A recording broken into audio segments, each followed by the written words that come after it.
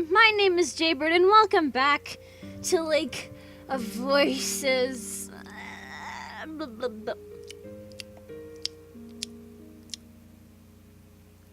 I ate a donut.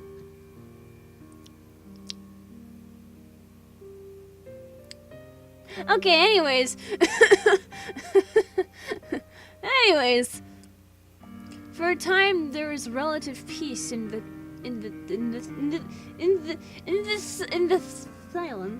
silence between us. Then Lou sighs heavily. Oh no. I never could have seen myself in a situation like this. It seems things really aren't over until they're over. Yes. Did you think it was over? Did you think it was over? He doesn't answer immediately. When he does, the reply is accompanied by him grasping himself. Oh! Like dramatically. Like he might fall apart if he lets go. Oh wow, that is dramatic. Oh! Yeah, I did. No. You stupid idiot. That would have been the normal outcome for his situation. Alone, lightless. I shouldn't have asked. I must have let a frown slip through because Lou smiles a non-smile. What does that mean? What does that? Okay. What the fuck is a smile? What is smiling a non-smile? What? What the fuck does that look like? Is that what it look like? What? Okay. I'm trying to wrap my head around that, but okay. He stretches his hand behind his neck and gives a little chuckle. Oh, like all the anime guys. Something really is wrong with me. Somehow, I feel lighter. Okay. Alright, well, maybe this is good. If he's feeling better than he was, then perhaps his view of himself will improve. I wonder who'll still be left standing when this is truly all over. That was a little dramatic, okay? This is truly all over. Oh. What? Excuse me, what? ¿Qué? Everyone will be. Quoi? We say it firmly to end the discussion. It wasn't really a discussion, it was more of him talking and you listening, really. Or me listening. Whatever. But Lou's expression grows grave and unusually sympathetic. You know that's not possible, don't you? Yeah. Someone will go. Yeah, I know. You should focus on making sure it's someone else. Like you? Get in the water! Sacrifice. You don't seem to be concerned with self-preservation. You don't say that. That came out more hostile than I had expected. He doesn't mind it. True. But it's not the same for me. Shut up! Stop repeating me! God! I still don't know what... I still don't know how I'm supposed to interact with a person like him. Don't! Short answer right there, folks. Just don't. I feel actually... No, wait. I feel a kindred spirit with... Don't interact with me, guys! Stop watching my channel! Get the fuck out! Privating all my videos! Don't watch me! I'm sorry. I need to calm down. I need to calm my shit down.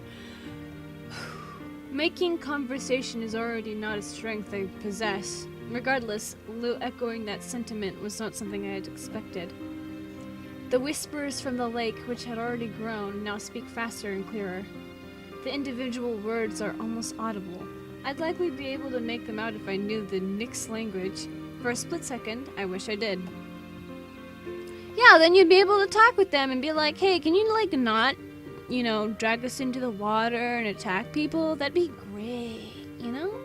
And then you'd be an ambassador, and then you meet the leader of the Nixie, and then you'll be like, hey, can you, like, stop attacking us? We'll provide you with other food, like, you know, we'll have a mutual mutually beneficial relationship, or yeah, and it could be like that, and then everyone will have a good time. Everyone will live. Everyone will be happy. You know, it's just a one gay old time, gay old time. Bring your cake, bring your balloons, bring your confetti, bring your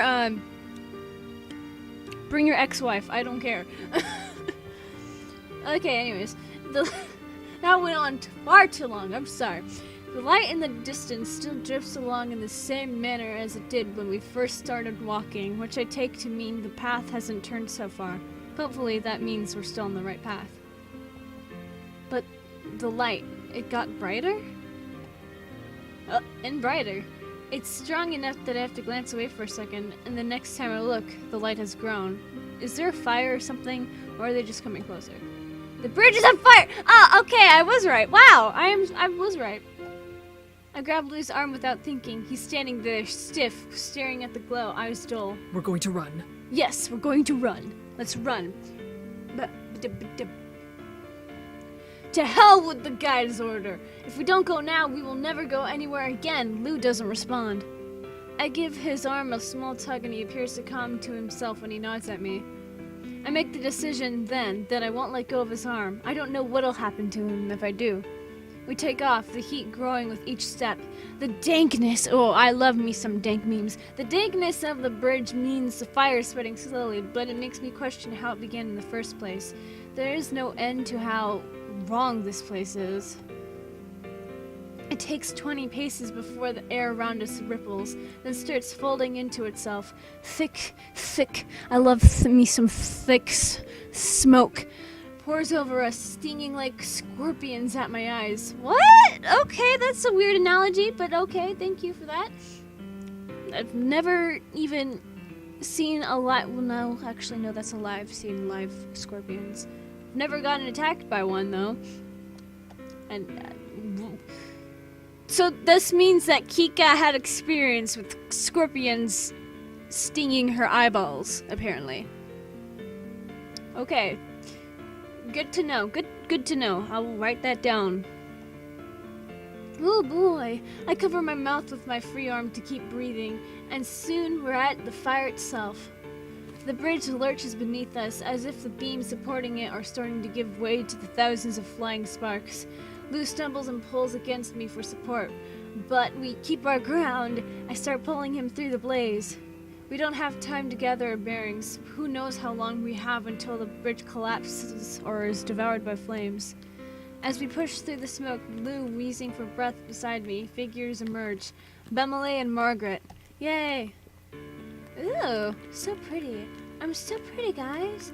I mean, yeah. I love the art for this game. It's so nice. I like it. I don't know. I like it. I'm so pretty. Yeah, it's quite. Like fire, hellfire, there's fire in my... Okay, I can't sing Disney songs, I'll get copyright. Fuck. Just ignore everything that just happened, okay? Just pretend you didn't hear any of that. Okay. I look at the two and the situation around them, baffled. None of the individual pieces make any sense until the reality of it hits me all at once. The guide is gone. Oh no. Margaret paused at the bridge. Her lantern is at her side. It's her glasses she's missing. Bemele is off to the other side, lanternless, with only the flickering embers in the wind to keep him out of the darkness. I want to pretend that they're both fine, but they'll be capable of handling themselves, but I know that's just wishful thinking. Both of them are in danger. Wait. And now I'm looking over to this side, aren't I? Did our eyes just change direction? Alright, taking another screenshot. Oh my god, this is such a big change. If I got it wrong, maybe I'm just seeing things, but then my eyes did change location. Okay. Pretty sure my irises, my pupils, well, no, I don't have pupils, I just have irises. Irises change directions, I'm pretty sure. And whatever, okay, whatever. Just any excuse to take a screenshot I will take. I don't know how the Nixie feel about fire, how daring they'll be with it so close by, but I can't assume that this is an opportunity that they would want to miss. I have to do something, and I have to do it now. Look at Margaret. She's biting her lip, and she's like, I lost my glasses. Without wasting another second, I run to Margaret's side, Lou in tow. I'm the one who put her in danger, and she needs me. I have to be there for her. Margaret! Yes, Margaret! Look at her. Just look at that. Margaret's head shoots up, eyes squinting through the smoke. Tears like ribbons gleam down her face. Whether they're because of smoke or panic, I don't know. I'm nearly at her side when a shout goes up from the other end of the bridge. Is it Bemele? Oh, yep. A chunk of the bridge near Bemele has vanished, collapsed into the water, and in its place are Nixie, trying to crawl their way up. Bemele is backing away from them, but that's only pushing him closer to the other edge. I check on Margaret again. She's on her feet and heading over to me, but she's standing now and she has her lantern. She has her lantern to keep those monsters at bay. Yes, keep the memories away. Monsters at bay. I leave her, running to get my light to Bemele. Bemele stopped in the perfect center of the bridge, unable now to move forward or back. Instead, he turns to me, face painted in a way I've never seen from him. Why can I not read? I am stupid. I'm sorry. All he can do is wait for me to come, and hope it's soon enough. But as I approach, so does a Nyx larger than I knew they could be. It pulls itself halfway out of the water, reaching for Bemele. And it grabs him! No! Not Bemele! Anyone but Bemele! No! No! He's so hot! Don't take him away from me!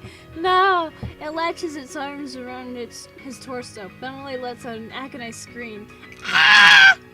Did you like my Bemele scream? The Nyx's claws anchoring into his flesh, and the creature lets itself fall into the lake, using its body weight to take Bemele with it. No! I run faster, reaching my lantern out to him. Bemele doesn't reach back. He just looks at me. No! No! Don't just look at me! Don't! Yeah, don't do that! Don't do that! He falls backward. No! No! No! You took away Bemele. I needed him. My husbando. No! No! No! I'm not actually crying, I'm just sniffling. He falls backward into the lake. The Nyx is way too much for him to resist. After a moment, the water stills. There's no sign of him. Oh no. I stop panting, still feet away from where Bemele fell. Tears burn my eyes. No, he can't be gone. Well, he is. I know. I don't like it either. He was my favorite. Something tugs on my arm. I panic, but it's Margaret. I gape at her. I can barely keep myself together. What happened to the guide? Is he also? My voice cracks in spite of myself. I don't know what I want to hear. I don't know that I want to hear the answer, but it has to be said. No, I don't think so. I couldn't see through the smoke and without my glasses, but I didn't hear anything. How did this happen? While we were running through the fire, the bridge shook. It knocked my glasses off. I bent down to pick them up. There were footsteps. Someone kept going, and then Bemele asked if I was all right. I thought it was Bemele. You just said Bemele. How is it pronounced? The tears return to her, and she wipes her nose on her sleeve. He said he'd stay to keep watch while I couldn't see. That sounds like Bemele. I'm so sorry. You should be. You should be. That's my only response. You should be. She natively touches my arm. Oh, don't touch my arm, girl. Wanting to help me, but not knowing how.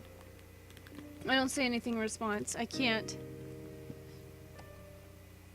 The bridge trembles again, and I gather my wits just enough to get through this. We need to leave. Which way did the guide go? It sounded like he just went forward, and then I couldn't hear him anymore. That will work. No, it won't. It really won't. Lou? Yeah, Lou? I look around for him, realizing he's not with me any longer. At some point, I let go of his arm. He's standing to the side, gaze glazed, transfixed on the darkness. He seems completely unaware of everything that's happened. The fire, the Nixie, the death. The death of Bembele! Like, the best character in this game. Well, no, actually, Lou is a good close second, but oh my god! Bembele just died! The hot guy just died, Lou! He died! Okay, I need to calm down again. I step forward and yank him back to my side. Get your ass back here, boy! What are you doing? Yeah, get your ass back here! He flinches at the unexpected contact and looks attentively at me, but he doesn't offer an explanation. I'm sorry. Yeah, you should be. That is all he ever says. I let go of him. Both of you stay close. We are not going to separate again. Yes. We keep down the path, the flames still gradually gnawing on the planks behind us.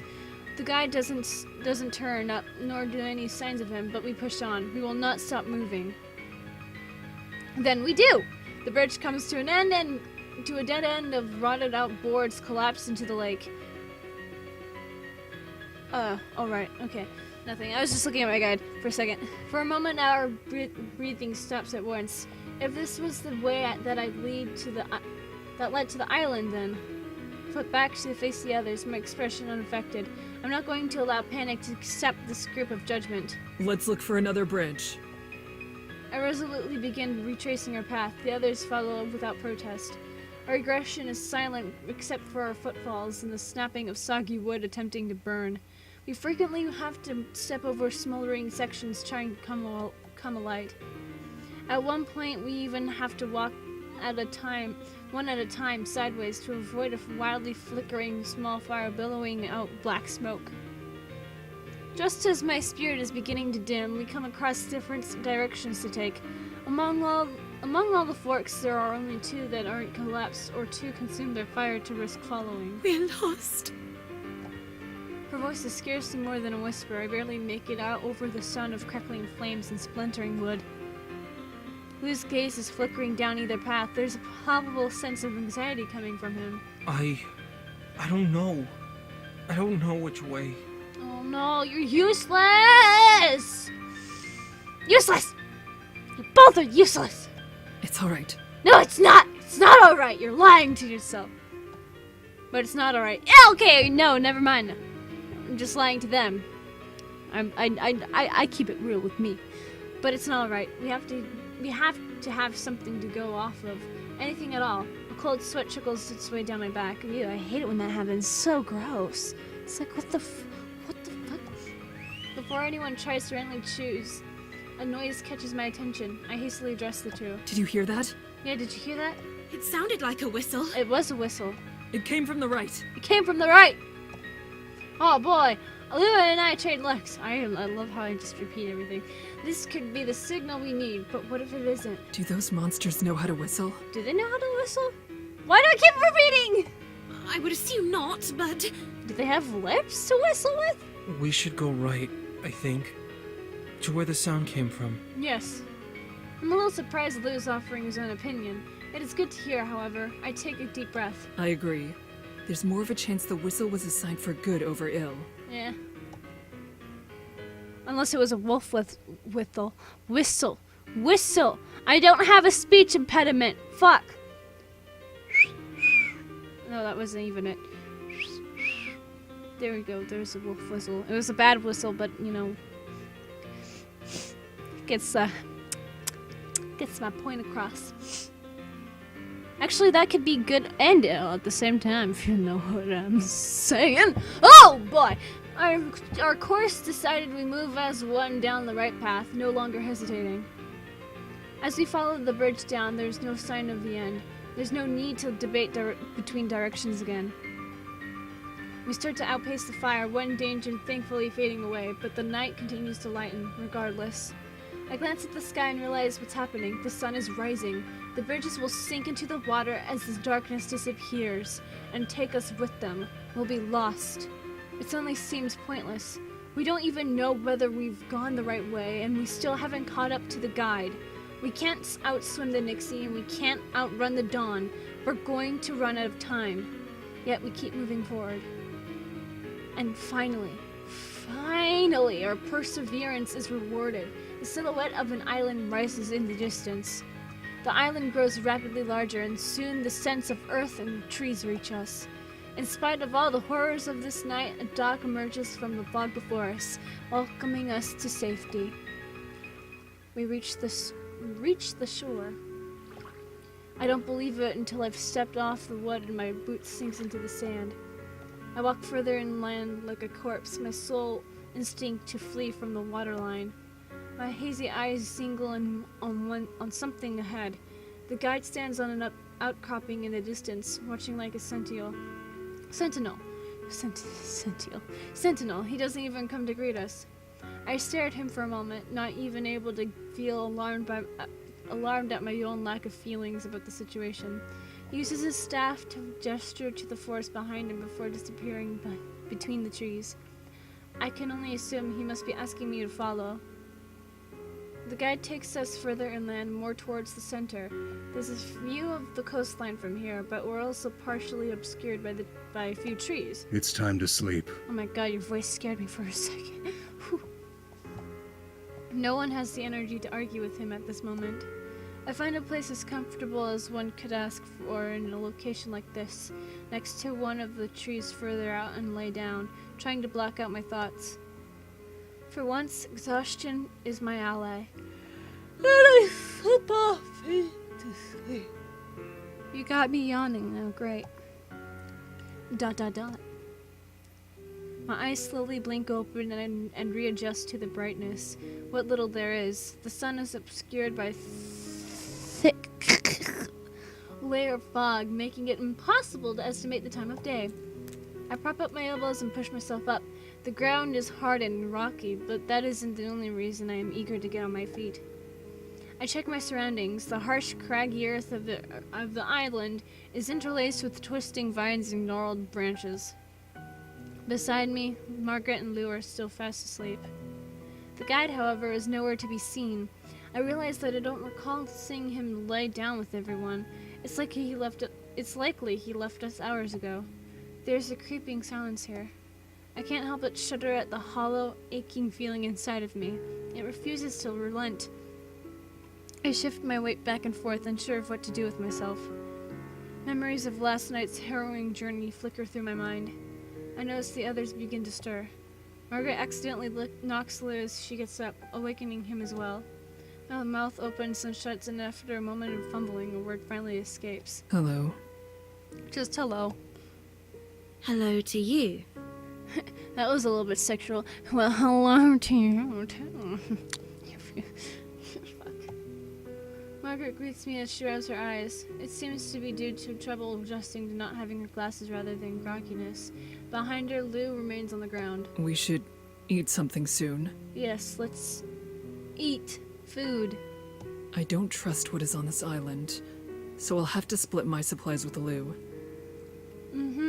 I admit, for a trip of this length, I could only manage to carry the minimum, so I don't have much to share. However, you shouldn't be the only one who gives something up. Yes. Don't worry about me. I'm fine. I'm not hungry. Okay. Lou's back is turned against us. He still hasn't gotten up out of the dirt. You won't make it very far if you don't have something to eat. Lou is a dirty boy, apparently. Lou buries his head deeper into his knees as he curls into a tighter ball. No thanks. I wonder when the last time he ate even was. Considering where we found him, he could have been out over Sinlos for more than a day. Yet, he has nothing with him. He ate his friends. No. I'm concerned about that as well. But I know it can be difficult to force yourself to eat after something traumatic, and I'm afraid I'm not very skilled at encouraging others. I like how we're talking about him like he's not even there. He's right there, guys! It's fine! There's a stinging sensation inside of me. That was not something I ever needed to do because he was there. Margaret and I both frown. A distinct rustling of the leaves around catches my attention. The guide appears, emerging from the thicket. Margaret seems to be a little uncomfortable at his return. Lou doesn't notice. The guide nears us and begins to speak. The Nixie will not tread on land in daylight. However, being near the shoreline is still dangerous. If you leave the center of the island, remain cautious. Okay. Before the sun sets, I will be in this area. It would be wise to meet me here before nightfall. And just what needs to be done over in those woods that cannot be done in the brush here with the rest of us? You know what? It's never occurred to me, but... Oh, no, wait, never mind. I was gonna say, like... Why don't we take a boat during the daytime? But then I realized, oh, the Nixie would just pull us down from the boat. They'll pull the boat down into the water and drown us then. Or they'll break the boat. Wow. Despite Margaret's pointed question, the guide considers his piece here finished. He turns around and returns to the forested area from which he came. Beside me, Margaret releases a sigh. Are you all right? No, clearly she's not. No, I'm not. Nothing is all right. It will never get any better. Okay, well, you're just a peach today, huh? Margaret sucks in a breath as she starts to get emotional. Before it can spill out of her, she turns on her heels and walks off in a direction different than the guide's. I don't try to stop her. Lou meekly calls to me. I turn around to face him, though I don't speak. He's standing some distance away. He fidgets and glances over to the side before returning his gaze to my eyes. He gestures for me to come closer. I comply. He begins to whisper at me, but he fumbles with his words and I can't make out anything he says. I look at him inquisitively. Finally, he speaks up enough to be clear. I'm sorry for what happened last night. Oh, it's fine, you know. He speaks quickly as he looks up at me, eyes filled with sorrow. He shifts his focus downwards. You would have been better off without me. Yeah, I would have, but you know what? We won't play the blame game today. It's not your fault. No, it is, but it's fine. My words come out hollow and empty. I mean what I say, but cannot find the energy to make it seem convincing. It was closer to being my fault than anyone else's. I wasn't supposed to be here, and all I did was get in the way. The guide was right about me. I knew from the beginning that it would be like this too. Oh, okay. I never should have stayed. Okay, stop being dramatic, please. Thank you. Finishing his thought, he sniffles as he turns away. Suddenly I feel a strong surge of emotion zip through me. Everything is falling apart and I do not have the power to change this. Quietly I speak. I need to be alone. Wait. Wait. I don't... Wait, Lou, wait. Oh, Lou, wait. Lou, wait. Lou, wait. Okay. I was like, wait. I was like, wait a minute, what am I doing? Lou stops moving. He doesn't turn to face me. I hesitate as well, also unsure of how to proceed. Would you be willing to speak with me? Yeah. He turns around to face me, and his eyes are brimming with tears. He smiles lightly. I could do that. Slightly. Uh-huh. I find the will to smile lightly back at him. Lou walks closer to me, then pauses. After watching me for a moment, he turns his eyes to the ground, waiting for me to do something. I just stare at him, unsure. After a brief silence, I finally sigh. Lou, can I ask you a difficult question? Yes. He flinches. I don't think I'm the person you want to ask difficult questions. Too bad I'm doing it anyways. No one else can answer this one. It's about you. Oh. Oh, in that case, I'm really not the kind of person to give good answers. By his tone, it seems like he's trying to make light of the situation, but to me, it still just sounds sad. You're just a sad little man. I understand. He squeezes his eyes shut and gives no reply. Despite being clearly frustrated, it doesn't look like it's me he's upset with. Soon he reopens his eyes, looking directly at me. You can ask me anything. I'll try to answer. Okay. But I hope you have a lot of patience. Yes, I do. He smiles slightly. Thank you. So, what do you want to know? We've got a lot of smiling going on here today. Have you lost someone in the lake? Oh. Lou stumbles back a step from shock. I'm sorry for prying, but when we found you, it seemed like you were apologizing to someone. And the way you've acted since makes me think that something is wrong. Something beyond even being out on Sinlos. I give him a sympathetic look. Why am I even asking him this question? Do I really want to help him? Or am I trying to forget what happened to us by talking about someone else's misfortune? When Lou speaks, his voice is barely above a whisper. I hate myself. I can't do anything. Oh yeah, same here. In the same boat, Lou. I love you. I love you, Lou. I love you, Lou. We're in the same boat. Well, not really. I'm working on it. You don't have to say anymore. I was wrong to ask you about it. Yeah, you were. His brows are furrowed, and he smiles in a self-deprecating way. I'm sorry.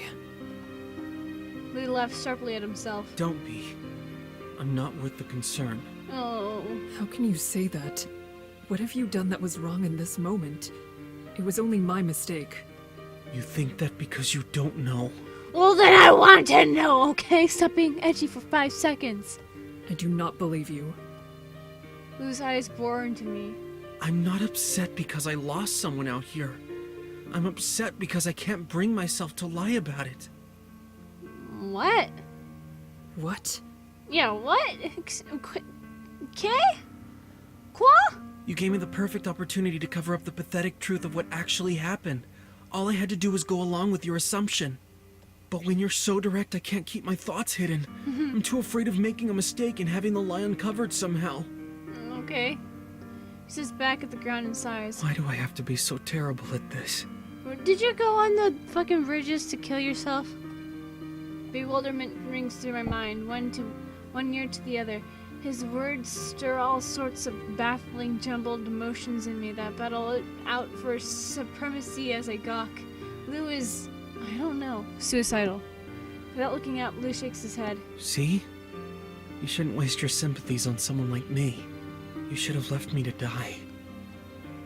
Like a shot, my anger flares up. Pull yourself together. I didn't leave you behind before, and I'm not going to do so now. The best thing you can do to help is put those kinds of thoughts in the back of your mind. Or what?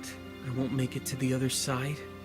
Lou laughs bitterly, his smile almost cruel. If I thought joining you was a way to stay alive, I would have acted much differently. The only reason I came along is because I thought it might be nice to not die alone and forgotten. Okay, I think I was right. My words sputter and die on my tongue. Lou continues to speak, ignoring my reaction. The guide really didn't know what he was saying before. I asked him if I could go out on the bridges in the past. He told me not to. Said I couldn't handle it. I'm not sorry for ignoring the warning. This was something I had to do. This was my only chance to prove I'm not worthless. Or to finally accept that I was, once and for all. And we know what the truth is. Which is... Stop. Yeah, stop. Stop. Shut the fuck up. Shut up. No more pity parties. I can no longer keep idly listening to him speak. It doesn't have to be this way. You said yourself that it isn't over until it's completely over. There's still a possibility that... No, there isn't. My blood pounds in my veins. Instinctively, I place both my hands on his tightly wrapped upper arms. I don't know what has happened to you, but if there's something you need to do, you can try again tomorrow night. You don't need to give up. You have value. Yes. Lou closes his eyes again and smiles to himself. I maintain my grip on him, waiting for his response. Oh, I didn't know this was ... there. I was like, what's gonna happen? Alright. I'll try to stay alive, if you'll do something for me. Oh, like, what are we talking? What is it? Yeah, what is it? Don't put yourself in danger for my sake anymore. My fingers curl harder around his thin arms. wishing I could argue further, but I don't know what is going on in his head, and I might push him back into giving up. I don't have the luxury of trying to reach him a second time. I release him and take a step back. Fine. I'll accept those terms. Good. Now you might survive. Hooray! You need to survive too. Yeah. He laughs. It goes without saying. Lou smiles teasingly. Ooh! Ooh, it's a teasing smile. Ooh! His attitude is still difficult for me to grasp, but I attempt to smile in return. It's not difficult for me to grasp. We are on the same page, Lou. I completely understand you. Well, sort of, yes. I get the gist. Thank you for caring about me. I know you don't want anything to happen to anyone else. That is admirable. Lou says nothing. However, I do feel my words reached him. I wish he would have let me help him, but I cannot find the way to do so. I can only trust that he will do his best to take care of himself now. It's better than him planning to let it end. I sigh wearily and yet somehow feel as though my resolve has been strengthened, at least for now. I'm going to head out. I want to see how everything is on the island. I'll make it easier by coming along. Then you won't ever have to check on me. Yeah, okay. This time I am able to smile easily. That would be good. Happy to help. Yay! He rarely moves beside me, and together we move out. Lou and I head through the wooded part of the island. There isn't anything that could be called a path, but we managed to pick our way through the bush quite well. Well, guys, that's gonna be it for this episode of Lake of Voices. So with that being said, if you guys enjoyed this episode, and if you want to see more, then leave a like down below, leave a comment down below, share it with your friends, subscribe if you haven't, ring that notification bell, and remember, don't be like Bemele. Die safely. Bye-bye!